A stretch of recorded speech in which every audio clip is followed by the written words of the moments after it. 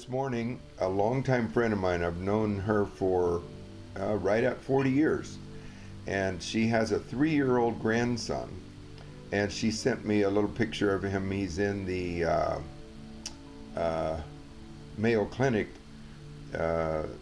because he's somehow his muscles are all drawn up and he's laying in bed and crying and stuff. And I said, so first of all, I understand. My little grandson, who was only 14 or 16 months old, experienced a trauma, an unexplainable trauma about 5 years ago or so.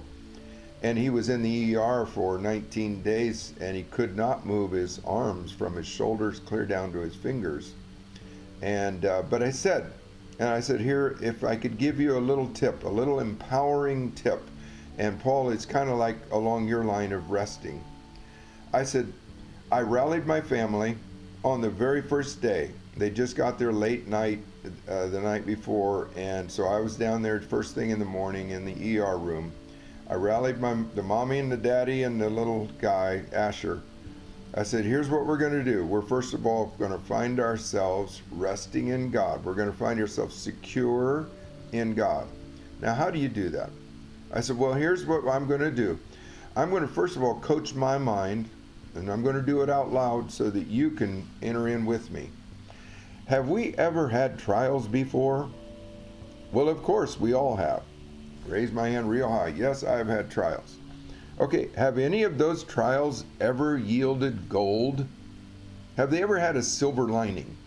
Well, yes. Have most of those trials ever had a silver lining? Well, yes, in some way or another.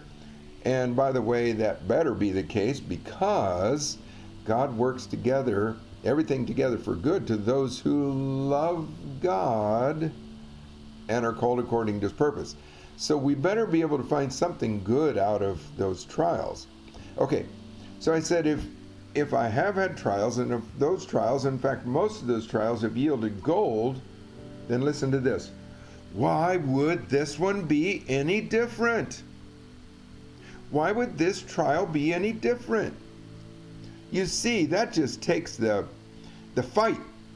It takes the fight out of my soul, man, and my emotions and my worry and anxiety and what ifs and oh boy. And it just takes that out. It's like, oh yes, God, you're good.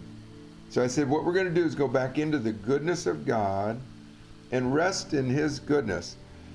Now there's some things we got to do along the way, you know, like it was 19 days before they saw the first flicker of his finger. And it's like, uh-oh, we saw the first breakthrough. John, the daddy, my son, he told the doctors were disbelieving. They said, oh, that's just muscle twitch. And he said, nope, I saw it. And they came in pretty soon, they saw it, they said, oh, okay. And that little guy, he gets around all over the place now. So anyway, we all got trials. Unfortunately, our fat cat American first world society doesn't value difficulty and trials. One time I read an article by Jews for Jesus.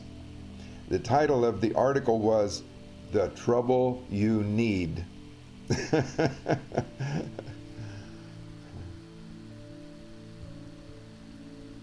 And the reason for that, of course, is that here, let's quote a verse. The trying of our faith works patience.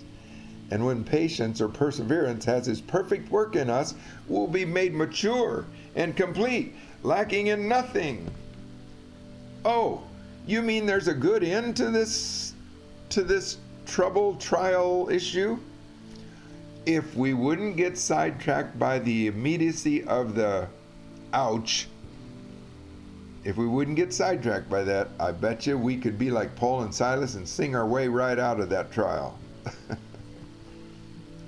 You guys are good. I'm preaching to the choir, I know. Somebody give me some good stories.